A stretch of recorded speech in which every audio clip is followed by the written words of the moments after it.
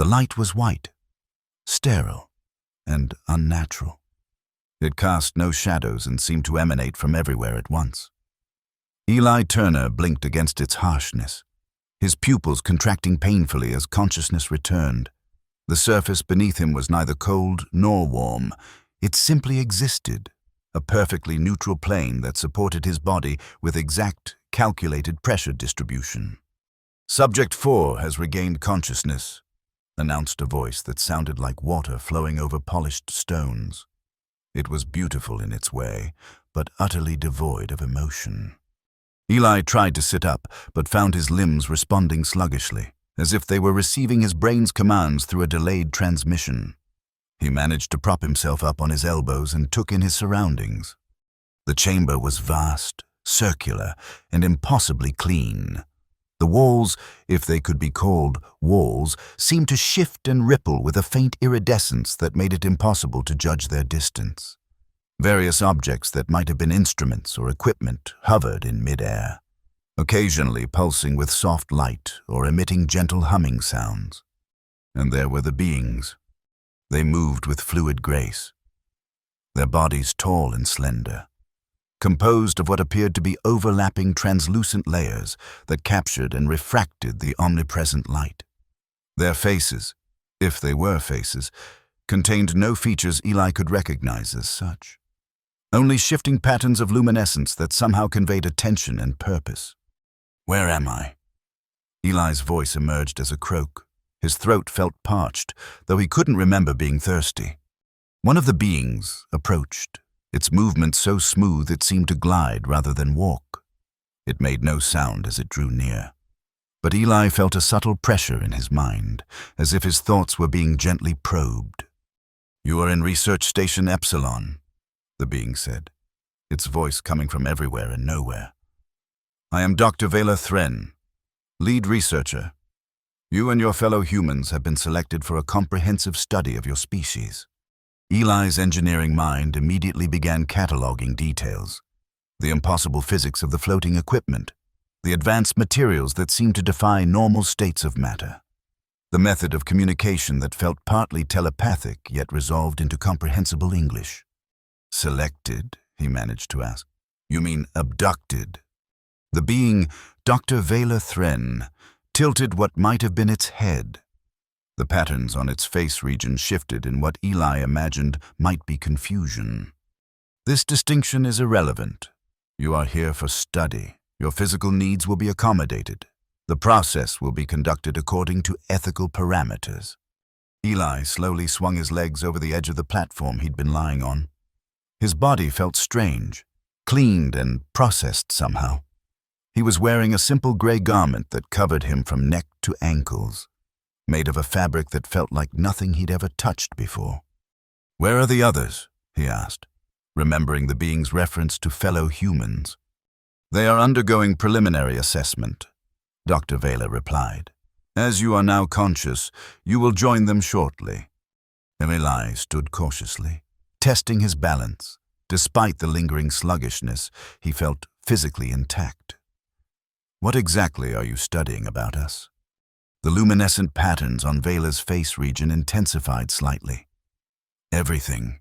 Your biology, psychology, cognitive processes, social dynamics, and response to stimuli. You represent a curious anomaly in our galactic survey, a species with rudimentary technology but unexpectedly complex behaviors." The condescension was unmistakable, even through the emotionless delivery.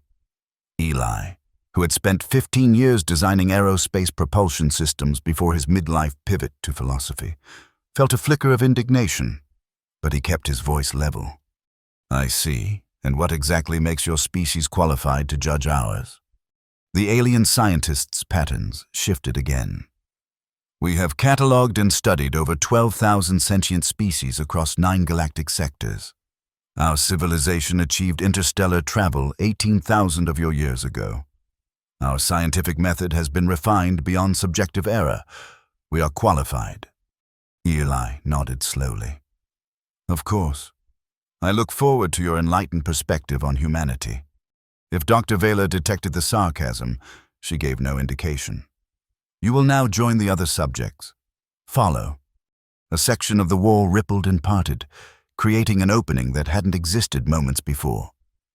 Eli took a deep breath and walked toward it, his mind racing with equal parts fear and fascination. The philosopher in him was already contemplating the profound questions raised by this encounter. The engineer in him was calculating escape possibilities.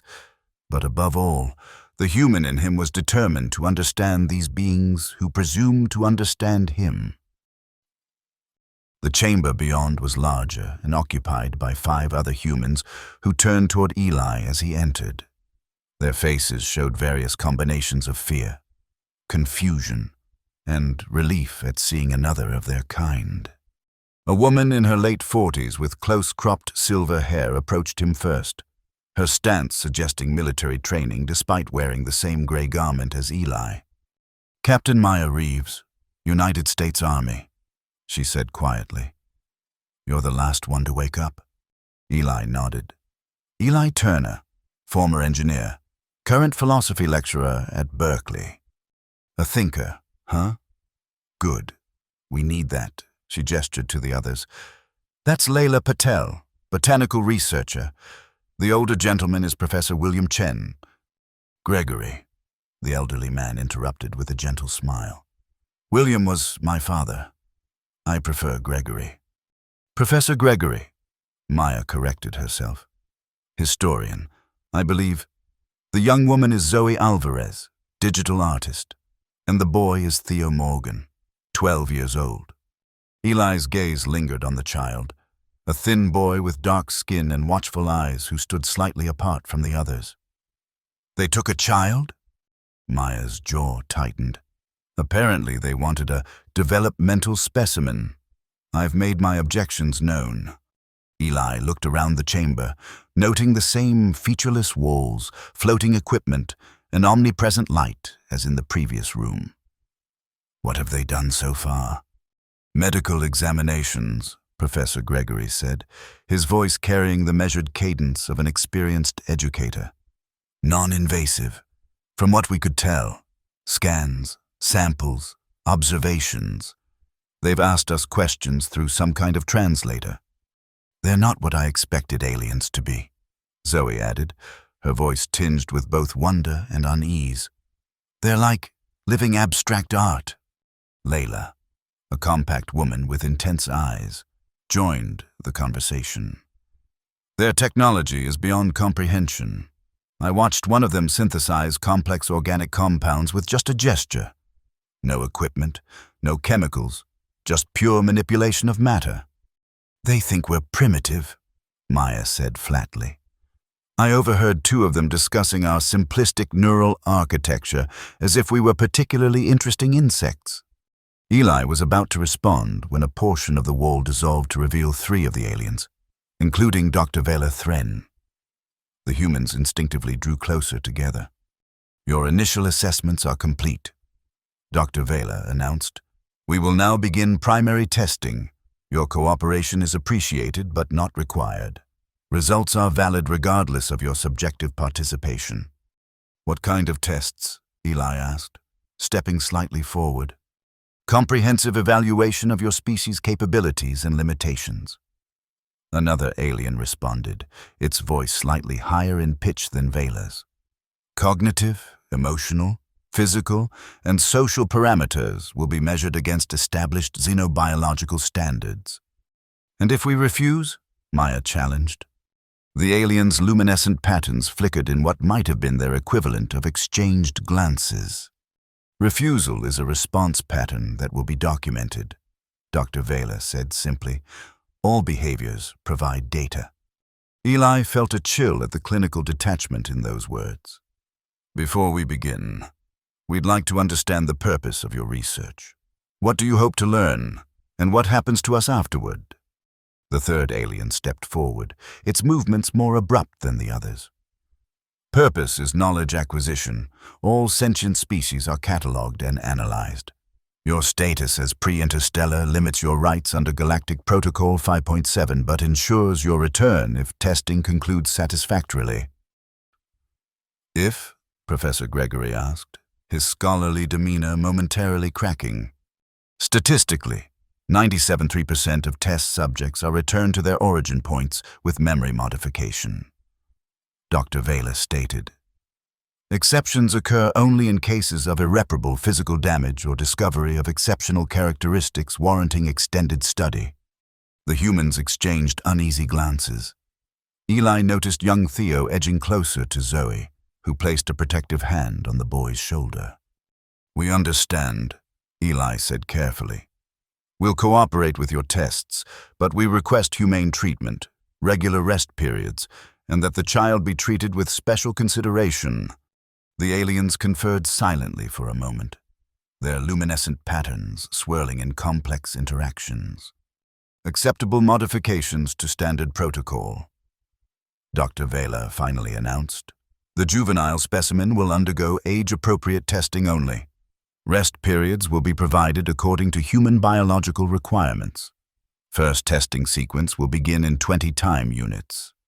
With that, the aliens glided away, the wall reforming behind them. 20 what? Layla asked to no one in particular. "Minutes, I think," Eli replied. "Their movements seem to follow a rhythmic pattern approximately congruent with our measurement of seconds." Maya gave him an appraising look. "Observant." "We should prepare," Professor Gregory said, his academic instincts kicking in despite the situation. "Share what we know. Establish a communication system among ourselves, and determine our priorities. Survival and return to Earth," Maya stated firmly. "Understanding their technology," Layla added. "Protecting Theo," Zoe said, her arm still around the boy. Eli nodded at each suggestion, then added his own. "And showing them exactly who and what humans really are. I have a feeling they're in for some surprises." The first round of tests seemed designed to establish baselines. Each human was placed in a separate chamber and subjected to various stimuli, visual patterns, sounds, tactile sensations, even odors and tastes. Eli recognized elements of standard cognitive assessment protocols, though conducted with technology far beyond Earth's capabilities. What intrigued him was the aliens' apparent surprise at certain results.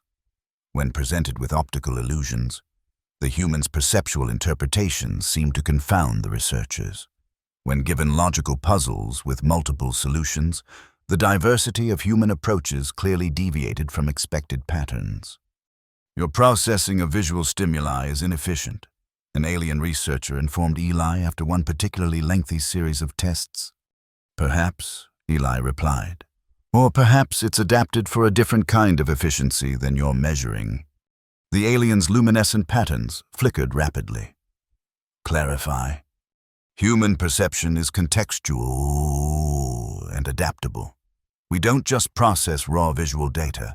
We interpret, contextualize, and prioritize based on meaning and relevance.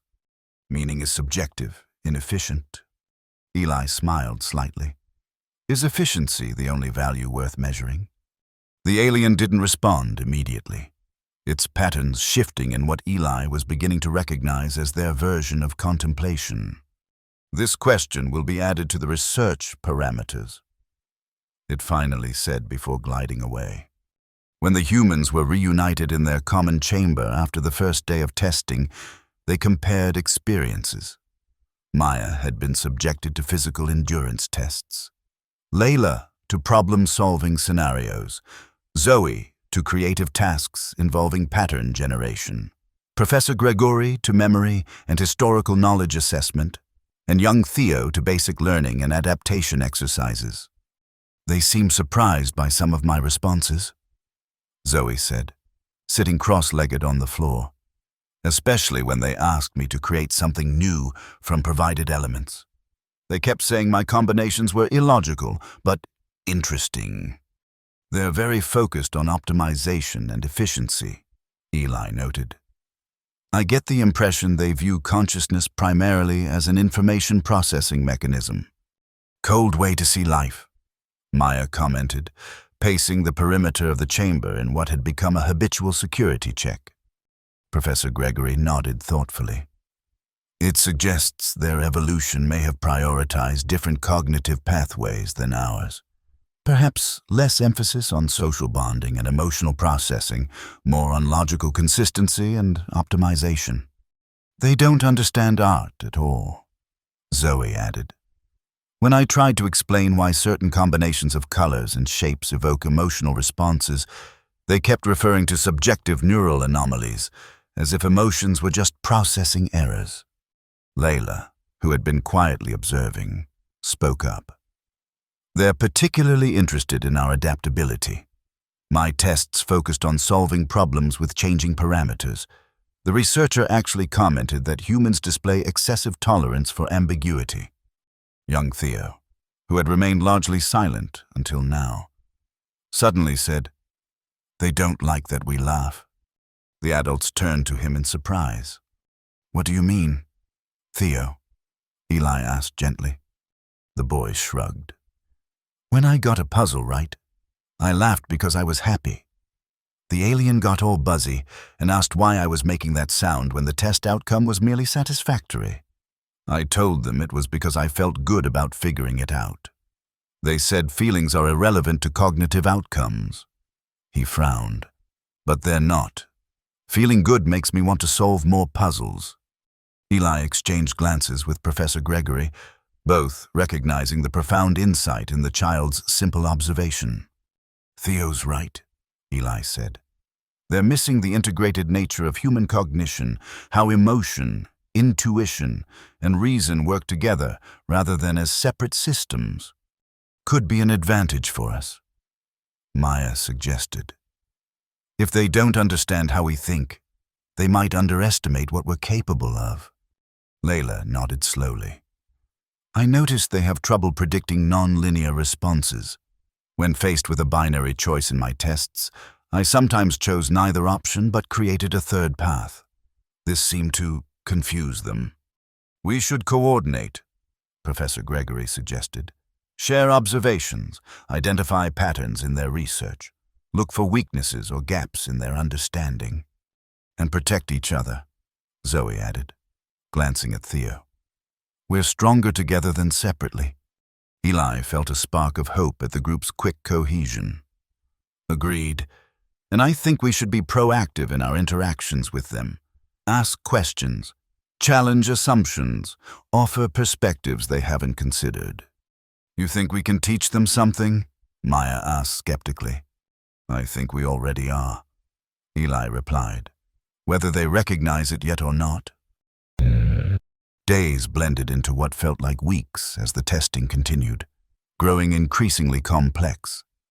The aliens began placing humans in pairs or small groups, observing their interactions and collaborative problem-solving.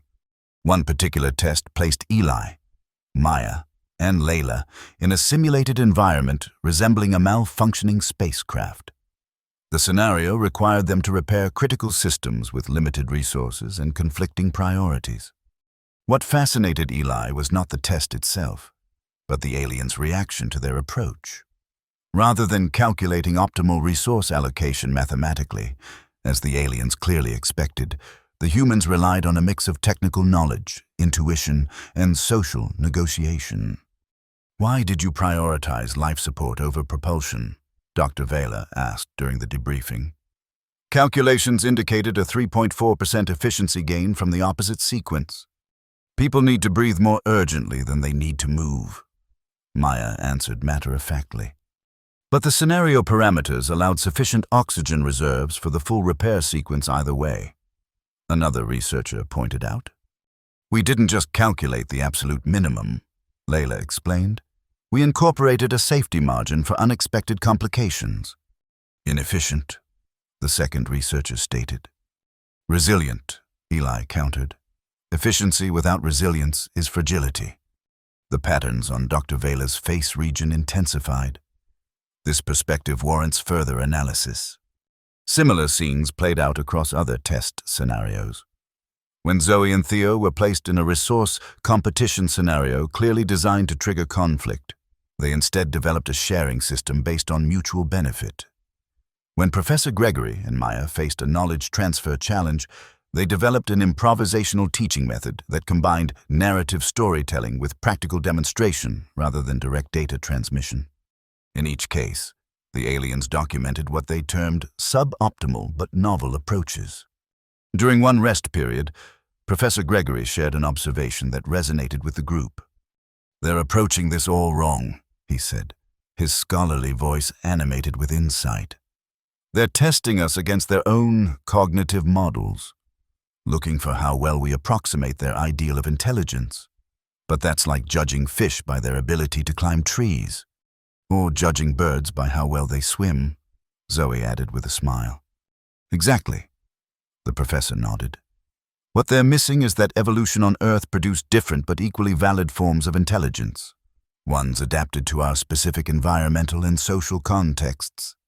They keep separating thought from feeling," Theo said, having grown more comfortable voicing his observations. "But they're all mixed up together for us." Eli nodded, impressed again by the boy's insight. "That's a profound observation. Theo, human consciousness integrates rational thought, emotional processing, intuition, and social awareness into a unified experience. Their approach seems to compartmentalize these aspects. It explains their confusion at our inefficiency," Layla noted. "They're measuring only one dimension of a multidimensional process." Maya, ever practical, brought the conversation back to their immediate concerns. "That's all fascinating, but how does it help us get home?" Arilai considered the question carefully. "I think it might be our way out. If we can demonstrate that human cognition represents a fundamentally different but valuable approach to intelligence, one their models fail to capture, they might reconsider their classification of us as simply pre-interstellar primitives." "You mean impress them enough that they'll let us go?" Zoe asked. "More than that," Eli replied. "Show them that their entire framework for evaluating intelligence is incomplete. Challenge not just their assessment of humans, but their underlying scientific paradigm." Professor Gregory's eyes lit up with understanding. "A Kuhnian paradigm shift. Force a crisis in their normal science by presenting anomalies their current theory can't explain." "Exactly," Eli nodded. "And I think that process has already begun. They're documenting our suboptimal but novel approaches because they can't explain our effectiveness despite our apparent inefficiency according to their models." "So what's the plan?" Maya asked, her military mind seeking concrete action steps. "We continue cooperating with their tests," Eli suggested, "but we deliberately showcase the integrated, holistic nature of human cognition. We emphasize creativity, emotional intelligence, intuition, and social cooperation, especially in ways that achieve results their models wouldn't predict. We show them who we really are," Layla summarized. "Not who they expect us to be," Zoe added. Theo, who had been listening intently, suddenly smiled. "We'll surprise them." The shift in the aliens' approach became noticeable over the following days.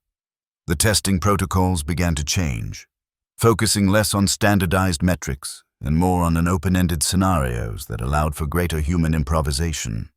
Dr. Vela was increasingly present during the tests, her luminescent patterns more active and varied than those of her colleagues.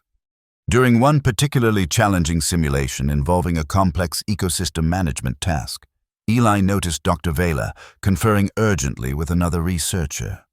Their luminescent patterns were pulsating rapidly, suggesting what might be a heated discussion in their communication system. After the simulation concluded, with the humans having developed an unorthodox but effective approach that prioritized ecosystem resilience over resource extraction, Dr. Vela approached Eli directly. "Your problem-solving methodology is unexpected," she stated. "You deliberately accepted a 22% reduction in immediate resource yield to maintain ecosystem balance." "Yes," Eli confirmed. "Short-term efficiency often undermines long-term sustainability. But your species consistently prioritizes immediate gains in your actual planetary behavior." Another researcher interjected. "Your historical records show persistent resource depletion despite awareness of consequences." We're not always at our best, Eli acknowledged, but we're capable of understanding principles we haven't yet fully implemented. That's part of being human, living with the tension between what we know and what we do. Dr. Vela's patterns shifted in what Eli had come to recognize as their equivalent of deep contemplation. This introduces a recursive complexity to predictive modeling, she finally said. A species aware of its own suboptimal choices, yet capable of envisioning and, occasionally, implementing superior alternatives defies standard classification. Perhaps your classification system needs revision, Eli suggested gently. The researcher who had been arguing with Dr. Vela earlier interjected again. Standard xenobiological taxonomy has proven effective across 12,000 documented species. Anomalous results from a single pre-interstellar species do not justify paradigmatic reconsideration. Eli recognized the classic resistance to scientific revolution that Thomas Kuhn had described centuries earlier, the defense of normal science against anomalies that threatened established paradigms. Dr. Vela's response surprised him. Anomalies are the foundation of discovery. Dr. Nexar, our own species' scientific history demonstrates this principle. It was the first time Eli had heard any of the aliens reference their own history or development. The momentary glimpse behind their clinical facade fascinated him. Dr. Vela, he ventured, may I ask a question about your research methodology? Her patterns shifted to what he interpreted as attention. You may. You've been testing us primarily as individuals or in small groups under controlled conditions. But human intelligence is fundamentally contextual and social. It emerges most fully in natural settings and complex social networks. Have you considered that your methodology might be limiting your understanding of human cognition? The patterns across Dr. Vela's face region intensified dramatically. She remained silent for several moments before responding.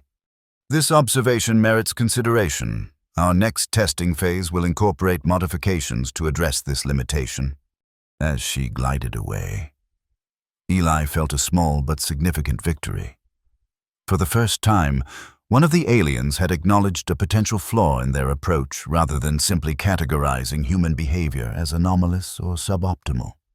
When he shared this exchange with the others during their rest period, reactions were mixed. You're making progress with her, Professor Gregory acknowledged. Getting her to question her own methodology is significant. But the others seem resistant, Maya pointed out. Especially that Nexar character. Scientific paradigms don't shift easily, Eli explained. Established researchers have built careers and reputations on existing frameworks. Challenging those frameworks threatens not just their ideas but their identities. Sounds just like academia on Earth. Professor Gregory chuckled. Layla, who had been listening quietly, spoke up. I've noticed something about their physical responses during our tests. Their luminescent patterns change most dramatically when we demonstrate what I'd call integrated intelligence, when we combine logical analysis with emotional awareness, creative intuition, and social coordination. I noticed that too, Zoe agreed. When I was explaining how art communicates emotion, Dr. Vela's patterns went crazy, especially when I talked about how different people can have different but equally valid interpretations of the same piece. Subjective experience seems to confound them, Eli mused. They struggle with the idea that truth can be perspectival rather than absolute, or that multiple contradictory things can be true simultaneously from different perspectives, Professor Gregory added. Young Theo, who had been sitting cross-legged on the floor drawing patterns with his finger on the smooth surface, looked up. Maybe they need to play more. The adults paused, turning to the boy. What do you mean, Theo? Eli asked. They're all work and tests and measuring stuff, Theo explained. But humans learn a lot from playing. When you play, you can try things that don't make sense just to see what happens. You can be efficient sometimes and silly other times. You can make believe. Eli felt a smile spread across his face as the profound wisdom in the child's observation struck him. Theo, that's brilliant. Play. Imagination. and make-believe. They're not just recreational activities for humans. They're fundamental cognitive tools that allow us to explore possibilities beyond immediate reality. Counterfactual thinking, Professor Gregory nodded. The ability to imagine what might be rather than just what is. That's got to be hard to measure in a standardized test, Maya noted with a growing smile. Exactly, Eli said, excitement building in his voice. And it's essential to so much of what makes human cognition powerful. Our ability to innovate, to empathize by imagining others' experiences, to create art, to develop ethical systems based on hypothetical scenarios. So we need to show them how humans play, Zoe suggested, her artistic spirit engaging with the idea. Not just show them, Eli replied. Invite them to play with us. The opportunity came sooner than expected. The next day, the humans were brought to a new testing chamber, larger than previous ones, with a central area surrounded by what appeared to be observation platforms.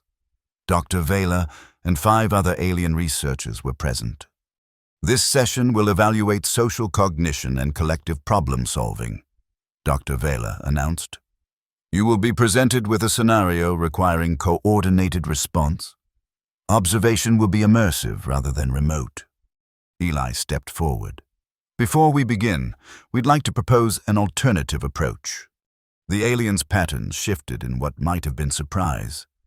Dr. Vela tilted her head region. Clarify. Instead of another formal test, we'd like to share something fundamental to human cognitive development and social bonding. Eli explained, We'd like to teach you a game. The patterns across all the aliens intensified simultaneously. They conferred silently for a moment before Dr. Vela responded. This is not standard protocol. Exactly. Eli smiled, and that's precisely why it might yield insights your standard protocols haven't captured. Dr. Nexar moved forward, his patterns sharp and jagged. This is an inappropriate deviation from established methodology. Dr. Nexar. Eli addressed him directly. Isn't the purpose of your research to understand human cognition? Games are a window into how humans think, cooperate, compete, follow rules, bend rules, and create meaning. They're microcosms of our cognitive and social processes. Dr. Vela's patterns shifted in what Eli had come to recognize as interest. What form of game do you propose? Eli glanced at his fellow humans, who nodded encouragingly. Something simple but illustrative. A game called charades that demonstrates our capacity for symbolic thinking, empathy, and communication beyond literal language. The aliens conferred again, their patterns flowing in complex interactions. Finally, Dr. Vela stepped forward. We will observe this demonstration, she announced. Proceed. Zoe took the lead, her artistic background making her a natural at explaining creative expression. Charades is a game where one person acts out a word or phrase without speaking, and others try to guess what it is. It requires imagining how others might interpret your movements and expressions. The aliens observed with intense focus as the humans demonstrated. Maya went first, dramatically acting out climbing a mountain with exaggerated movements. The other humans called out guesses until Professor Gregory correctly identified it, prompting cheers and laughter. The aliens' patterns fluttered rapidly during this exchange, particularly at the spontaneous expressions of emotion. Now we'll try something more abstract, Eli suggested after several rounds. Zoe, would you act out happiness? Zoe nodded, then proceeded to enact a series of expressions and movements that conveyed joy, jumping, smiling, hugging herself, pretending to receive a gift with delight. The humans quickly guessed the emotion. You recognized an internal state from external gestures, Dr. Vela observed. This requires theory of mind and emotional projection. Exactly, Eli confirmed. Now, would one of you like to try? The aliens' patterns pulsated intensely. After a long moment of apparent deliberation, Dr. Vela stepped forward. "I will attempt this cognitive exercise," she said. What followed was both awkward and profound. Dr. Vela, whose body had no recognizable human features, attempted to convey the concept of tree through movement. Her efforts were halting and strange, extending appendages upward, swaying slightly, creating rippling patterns across her form.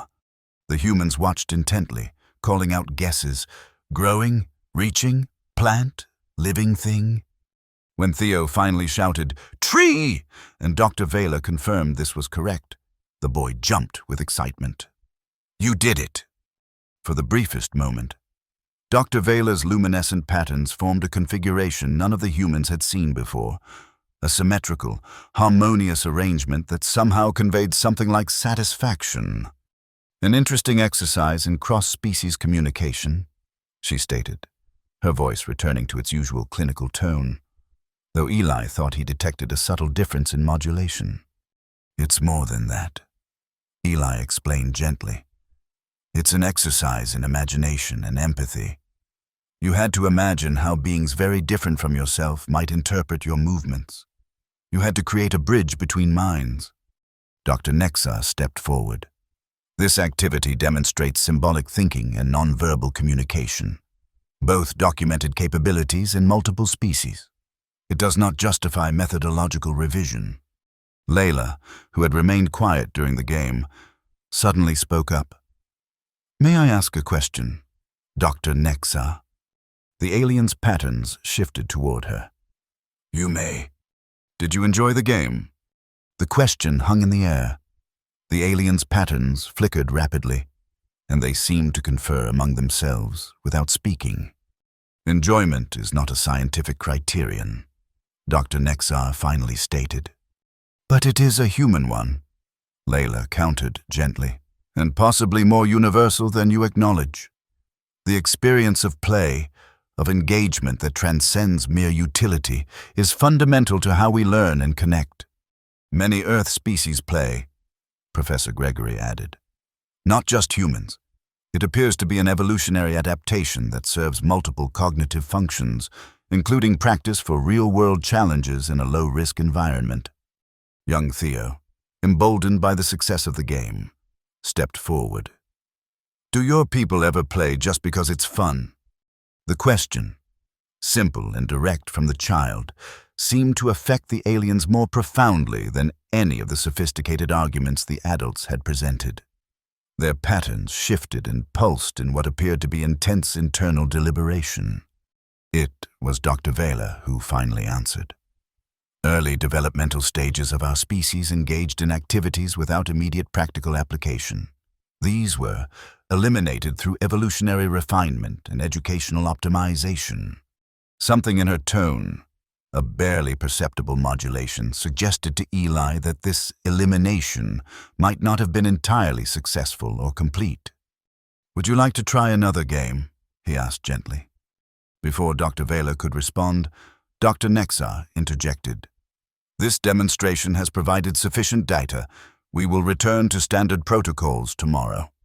As the aliens glided away, Eli noticed that Dr. Vela lingered momentarily, her patterns forming that same harmonious configuration he had observed earlier, before she too departed. "Did we just teach aliens to play charades?" Maya asked once they were alone, her voice mixing disbelief and amusement. "I think we did more than that," Eli replied thoughtfully. "I think we just introduced a crack in their scientific paradigm." The next phase of testing took a dramatic turn. Rather than the controlled, isolated scenarios they had experienced previously, the humans were placed in a complex simulated environment, a self-contained ecosystem with plants, small organisms, weather patterns, and day-night cycles. They were given minimal instructions: establish sustainable habitation. "This is new," Maya observed as they explored the vast chamber that now resembled a section of Earth wilderness. Much more open-ended than their previous tests, and much more aligned with how humans naturally function, Professor Gregory noted. "In context, with multiple interconnected systems, over time." Eli nodded. I think Dr. Vela took our methodological critique seriously. This setup allows them to observe how we approach complex, ambiguous challenges that don't have single correct solutions.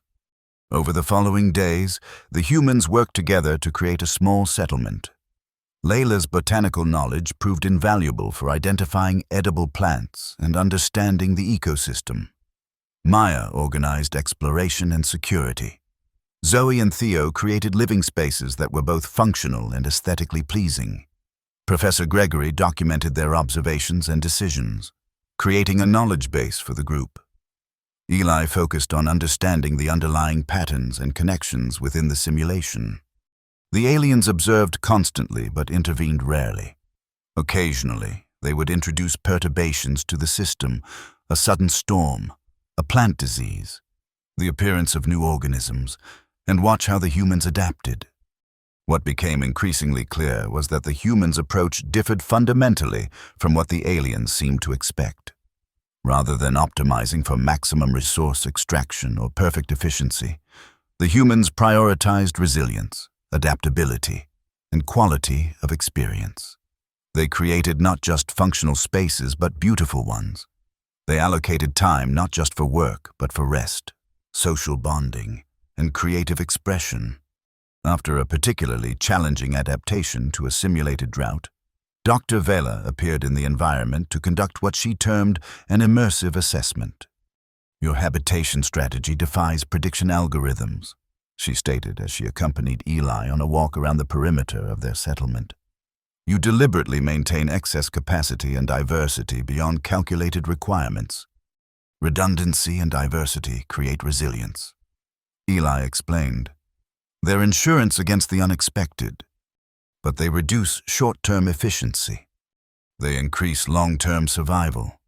Eli countered, "Which is ultimately more efficient if your time horizon is sufficiently extended." Dr. Vela's patterns shifted in what Eli had come to recognize as her thinking configuration.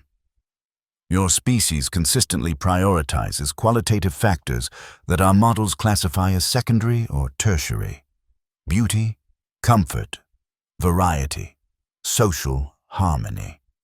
Because they're not secondary to us," Eli said gently. "They're intrinsic to what we consider a good life. Survival is necessary, but not sufficient for human flourishing." "Flourishing," Dr. Vela repeated, the words seeming to hold special significance in her processing. "Your language contains many terms for states beyond mere functional adequacy." "Yes." Eli nodded. "Thriving, flourishing, fulfillment, joy, meaning, purpose. These aren't luxuries or inefficiencies. They're essential dimensions of consciousness as we experience it." They walked in silence for a moment before Dr. Vela spoke again. "Our preliminary findings suggest a fundamental revision may be required in xenobiological classification systems. The traditional scale of cognitive development based on technological advancement and information processing efficiency appears incomplete." Eli felt a surge of hope at this admission. Science evolves through recognizing its limitations. The willingness to revise fundamental paradigms in the face of new evidence is the hallmark of true scientific advancement. "Not all my colleagues share this perspective," Dr. Vela noted, her tone conveying something almost like frustration. "Traditional methodologies have produced consistent results across thousands of species. Exceptions are typically dismissed as outliers." "Until there are too many exceptions to ignore," Eli suggested. "Then what was dismissed as noise becomes recognized as signal." Dr. Vela's patterns formed the harmonious configuration that Eli now associated with moments of insight or satisfaction. A concise expression of paradigm shift dynamics. They had reached a small stream where Theo and Zoe were working on a water filtration system that incorporated decorative elements alongside functional ones. The two looked up as Eli and Dr. Vela approached. "We're making the water clean and beautiful," Theo explained proudly. "Because why not have both?" "Why not indeed?" Eli smiled, watching Dr. Vela's reaction carefully. Her luminescent patterns shifted rapidly as she observed the filtration system, which used layers of stone, sand, and plant material arranged in an aesthetically pleasing pattern. The decorative elements serve no filtration function, she noted. They serve a human function, Zoe replied simply. They make us happy when we use it. And that matters? Dr. Vela asked, though Eli detected genuine curiosity rather than dismissal in her tone. It matters to us, Theo said with a child's straightforward wisdom. Isn't that enough? Before Dr. Vela could respond, a sharp tone emanated from somewhere within her form. Her patterns immediately shifted to a configuration Eli hadn't seen before, rigid and intensely bright. I must return to the research center, she announced abruptly. Continue your activities. Full assessment will follow completion of this simulation phase. As she glided away with unusual speed, Eli felt a sense of unease. Something had changed, and he couldn't tell if it was for better or worse. That evening, as the humans gathered around the fire they had built in the center of their settlement, Eli shared his concerns. Something's happening among the aliens, he told the group. I think our approach is causing significant debate in their research team. Good, Maya said firmly. They need to reconsider their assumptions. But not everyone welcomes having their fundamental beliefs challenged, Professor Gregory cautioned. There could be resistance, even backlash. Dr. Vela seems more open than the others, Layla observed. Especially Dr. Nexar, who appears rigidly committed to their traditional methodology. What do you think will happen? Theo asked, his young face serious in the firelight. Eli sighed. I don't know, but I suspect we're approaching a critical juncture in their research and in our chances of returning home. As if in response to his words, the simulated night sky above them suddenly flickered, the stars momentarily distorting before stabilizing again. That's new, Zoe murmured, looking up with concern. A moment later, the entire environment shimmered, and a section of what had appeared to be natural forest dissolved to reveal Dr. Vela entering hurriedly. Her luminescent patterns were pulsating in a way they hadn't seen before. Rapid, asymmetrical bursts that somehow conveyed urgency. The simulation will terminate immediately, she announced without preamble. You will return to primary containment for final assessment. Maya stood, instinctively moving between the alien and the rest of the group. What's happening? Research parameters have been modified, Dr. Vela replied, her usual measured tone disrupted by subtle modulation. A conclusive evaluation has been deemed necessary by research oversight. What kind of evaluation? Eli asked, rising to stand beside Maya. Dr. Vela's patterns shifted in what appeared to be hesitation, another first in their observation of the aliens. A survival response scenario designed to confirm or refute emerging hypotheses regarding human cognitive functioning under extreme pressure. Something in her delivery made Eli's skin crawl.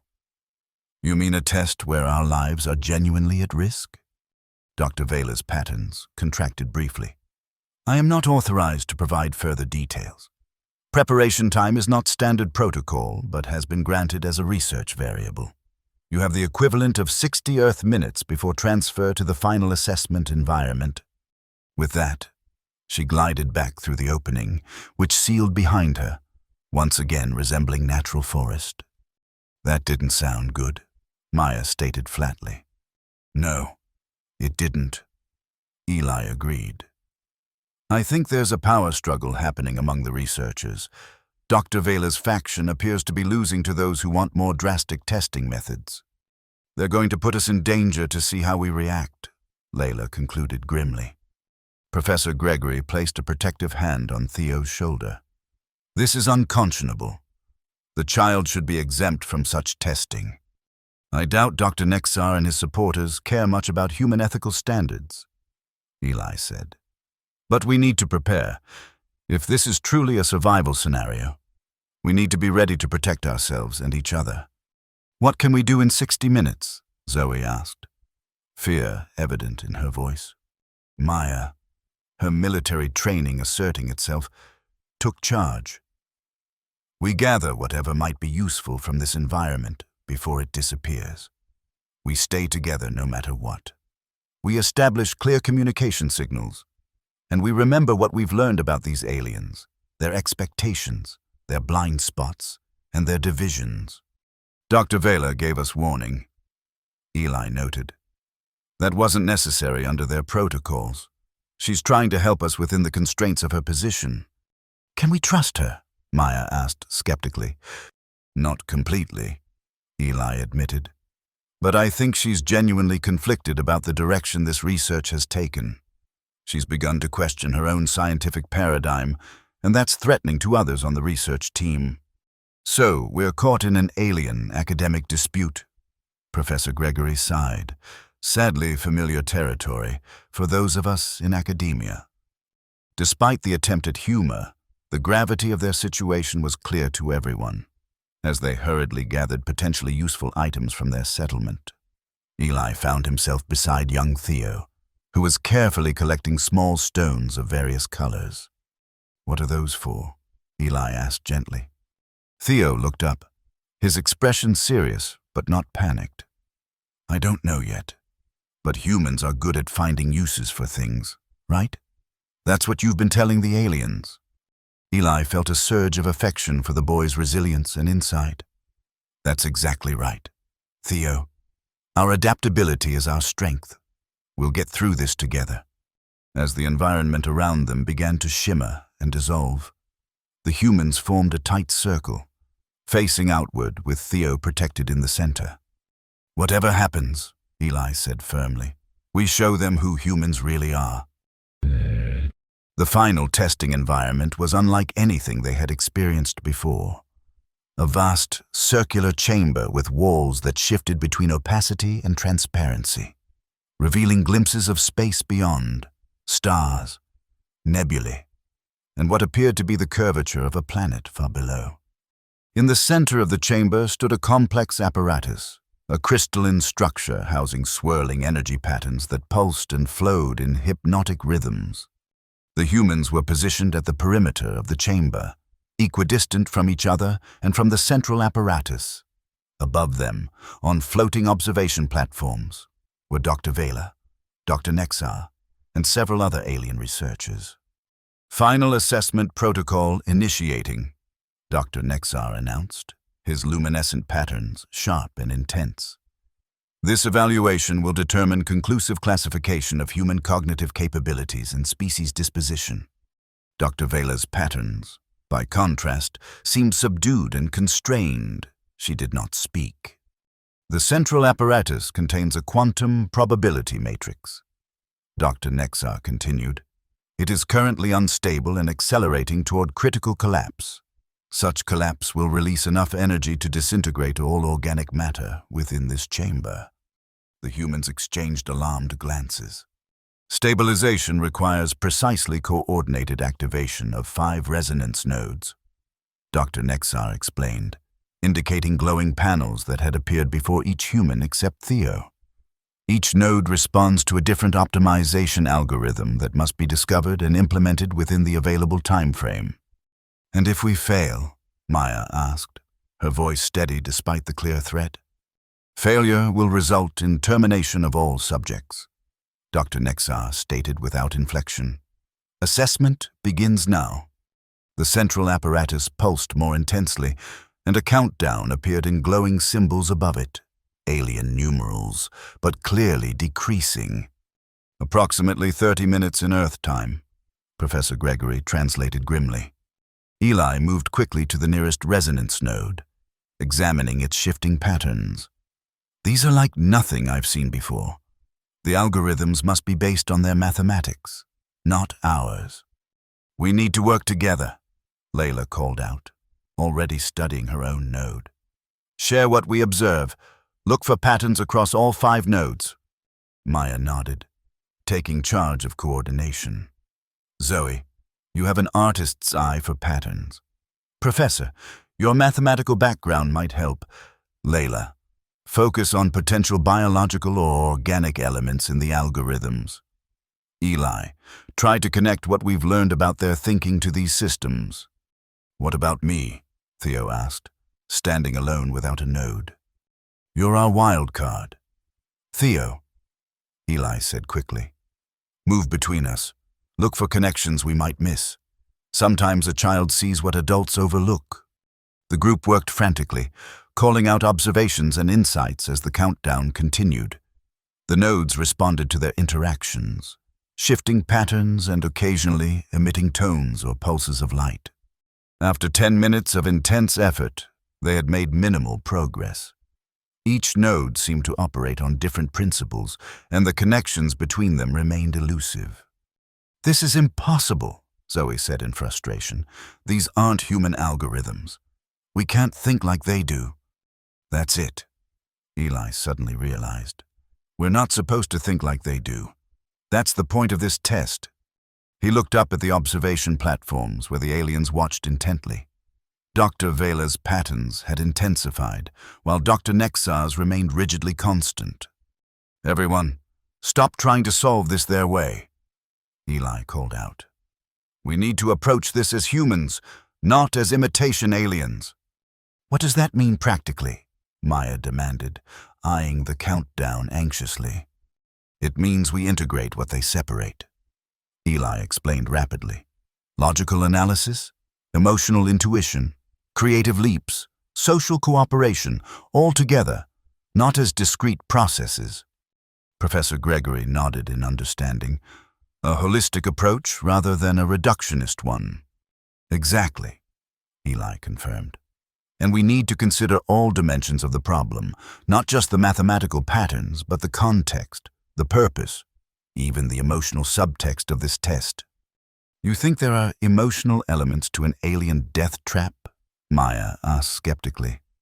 "I think this entire research project has become emotionally charged for them, whether they recognize it or not."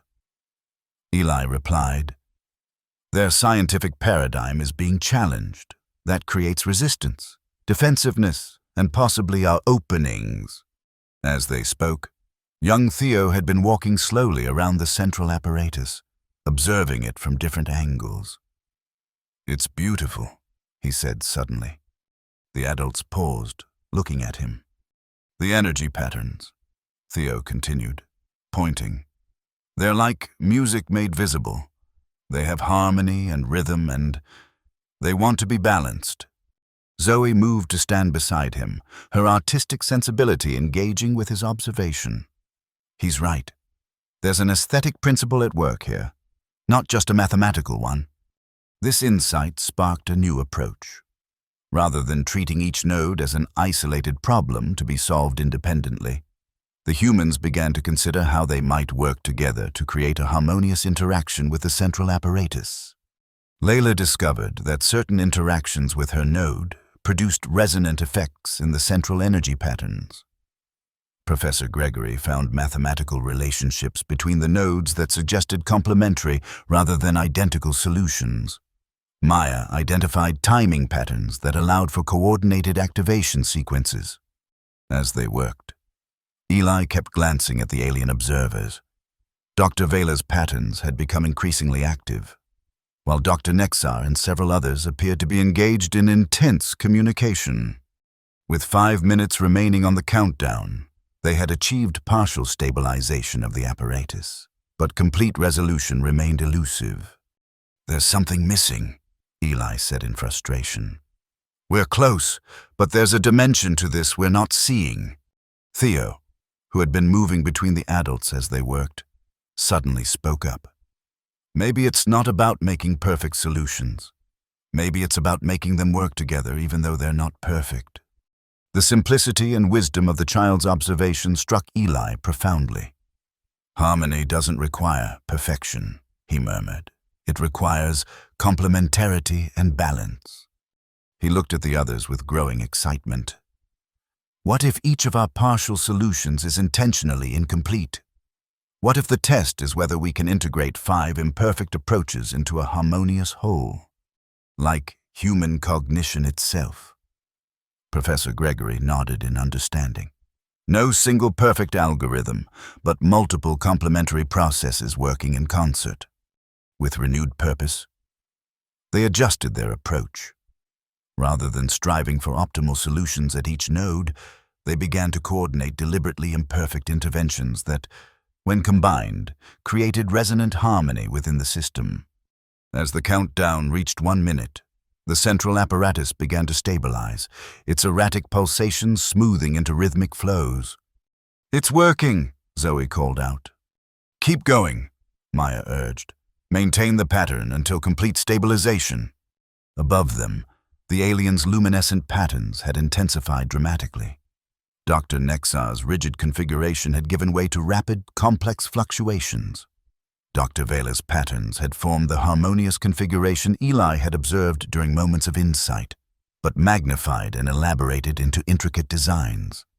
With seconds remaining, the humans achieved full stabilization. The countdown froze, then dissolved into particles of light that swirled briefly before vanishing. The central apparatus continued to pulse, but now with a steady, harmonious rhythm that somehow conveyed a sense of rightness and completion. "Assessment concluded," Dr. Vela announced, her voice containing modulations they had never heard before. "Results unprecedented." Dr. Nexar and the other researchers appeared to be in a state of agitation, their patterns shifting rapidly and chaotically. They conferred in silence for several moments before Dr. Nexar finally spoke. "The test parameters were satisfied through non-standard methodologies," he stated, his tone flat despite his agitated patterns. "Protocol requires comprehensive analysis before classification." "There will be no further testing," Dr. Vela said firmly, her patterns shifting to a new configuration, structured but dynamic, authoritative yet flexible. "Sufficient data has been collected for paradigm revision." The tension between the two alien researchers was palpable even across species. After what seemed like a silent but intense exchange, Dr. Nexar and the others departed, leaving only Dr. Vela on the observation platform. She descended to the chamber floor, approaching the humans who had gathered together in exhausted relief. "You have demonstrated cognitive principles that transcend our established classification system," she said, her voice containing subtle modulations that almost resembled emotion. "The integration of logical analysis, intuitive processing, aesthetic perception, social coordination, and what you term play represents a form of intelligence our science has inadequately appreciated." "Does that mean we pass?" Theo asked, drawing a small smile from the adults despite their fatigue. Dr. Vela's patterns shifted to the harmonious configuration. "It means, young human, that we must learn from you as much as we have studied you." "Will you let us go home now?" Maya asked directly. "Yes," Dr. Vela confirmed. "But first, I would request an exchange of knowledge. There is much I wish to understand about human cognition that our testing has only begun to reveal." Eli stepped forward. "We would welcome that exchange, Dr. Vela, but as equals, not as subjects." "As equals," she agreed, her patterns forming a new configuration that somehow conveyed both certainty and openness. A first in our research history, but appropriate given our findings. Over the following days, the relationship between the humans and the aliens, particularly Dr. Vela, transformed. The sterile testing environments were replaced by comfortable spaces designed for conversation and mutual learning. The humans shared insights about their cognitive processes, emotional experiences, and social structures, while Dr. Vela offered glimpses into alien science, history, and philosophy. What emerged was a profound recognition of complementary forms of intelligence, the aliens' precision, consistency, and analytical power balanced against the human's creativity, adaptability, and integrated consciousness. "Your species evolved in an environment that rewarded logical optimization," Eli observed during one particularly illuminating conversation with Dr. Vela. "Ours evolved in one that rewarded adaptability and social cohesion. Different evolutionary pressures producing different but equally valid forms of intelligence." Dr. Vela agreed, her communication now flowing with subtle modulations that the humans had come to recognize as her version of enthusiasm. The error in our science was presuming a single, linear scale of cognitive development, a common error in human science as well, Professor Gregory noted. We've often mistaken our particular form of intelligence as the only valid measure, dismissing other species' cognitive adaptations as inferior rather than different. Perhaps true intelligence begins with recognizing the limitations of one's own perspective, Dr. Vela suggested, her patterns forming the harmonious configuration that had become increasingly frequent in their discussions. On the final day before their scheduled return to Earth, Dr. Vela invited all the humans to a chamber they hadn't seen before, a vast space that appeared to open directly onto the stars. The walls and ceiling were either transparent or non-existent, creating the impression of standing at the edge of infinity. This is the contemplation chamber, she explained. It is where our scientists integrate new discoveries into existing knowledge frameworks. It seemed an appropriate location for our farewell. The humans stood in awe, gazing at the spectacular vista of space surrounding them. Distant galaxies swirled in cosmic dance. Nebulae painted the void with colors beyond human naming, and stars pulsed with ancient light. Before you return to your world, Dr. Vela said, her voice resonating with new depths of modulation, I wish to express gratitude. Your species has initiated a significant paradigm shift in our understanding of consciousness and intelligence. This will transform not only our science, but potentially our civilization. How so? Eli asked, genuinely curious. You have reminded us of aspects of our own nature that were not eliminated but suppressed through our evolution and education, she explained. The capacity for play, for aesthetic appreciation, for embracing paradox and ambiguity, these were once part of our developmental process, but were deemed inefficient and therefore discouraged. You're rediscovering your own complexity, Layla suggested.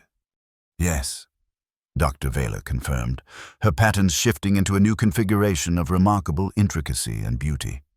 And in doing so, questioning whether perfect efficiency should be our highest value. Young Theo, who had been unusually quiet, suddenly asked, Will you teach the others how to play charades? Dr. Vela's patterns shifted to what they now recognized as her equivalent of amusement. I will attempt to do so, though I anticipate significant resistance from colleagues like Dr. Nexar. Paradigm shifts are never easy, Professor Gregory noted with a smile, but they're necessary for growth. Indeed, Dr. Vela agreed. Your philosopher Thomas Kuhn understood this process well. Science advances not merely through accumulation of facts, but through revolutionary transformations in how we conceptualize reality itself. Eli felt a profound sense of completion as he looked around at his fellow humans. Maya standing tall and protective. Layla observing with quiet insight. Zoe gazing in wonder at the cosmic artwork surrounding them. Professor Gregory contemplating with scholarly satisfaction, and young Theo simply being present in the moment with a child's natural wisdom. What will happen when we return? He asked Dr. Vela. Will we remember this experience? That decision has been left to you, she replied. Standard protocol would require memory modification to prevent disruption to your society. However, in recognition of your demonstrated capacity for integration of new knowledge, I have received authorization to offer you a choice. The humans exchanged glances, a silent communication passing between them. We choose to remember, Maya said firmly, speaking for all of them. Even knowing that your experience may be dismissed by your peers, that you may face skepticism or ridicule? Dr. Vela asked. Especially then, Eli replied with a smile. Challenging established paradigms is how human knowledge advances too. We may be voices in the wilderness for a time, but truth has a way of eventually being recognized. Then you will return with your memories intact, Dr. Vela confirmed. And perhaps someday, when your species has advanced further, our civilizations will meet again as equals in the galactic community. I hope I live to see that day, Professor Gregory said wistfully. As do I, Dr. Vela replied, her patterns forming their most complex and beautiful configuration yet. Until then, carry what you have learned here back to your world. The knowledge that intelligence takes many forms, that consciousness exceeds the boundaries of logic alone, and that understanding others requires embracing difference rather than measuring against oneself. As a soft light began to envelop the humans, signaling the beginning of their return journey, Eli felt not fear but a profound sense of having participated in something transcendent, a meeting of minds across the cosmic gulf that separated their species. "Goodbye, Dr. Vela," he said simply. "Thank you for being willing to question your assumptions. And you, Eli Turner, for demonstrating that wisdom often lies beyond the reach of perfect efficiency." She replied, "Farewell, humans. You have been illuminating." The light intensified, and the last thing Eli saw before consciousness faded was Dr. Vela's luminescent patterns forming a final message, one that needed no translation across the species barrier. It spoke of connection, of growth, of harmony arising from difference. It spoke of a universe richer and stranger than logic alone could grasp.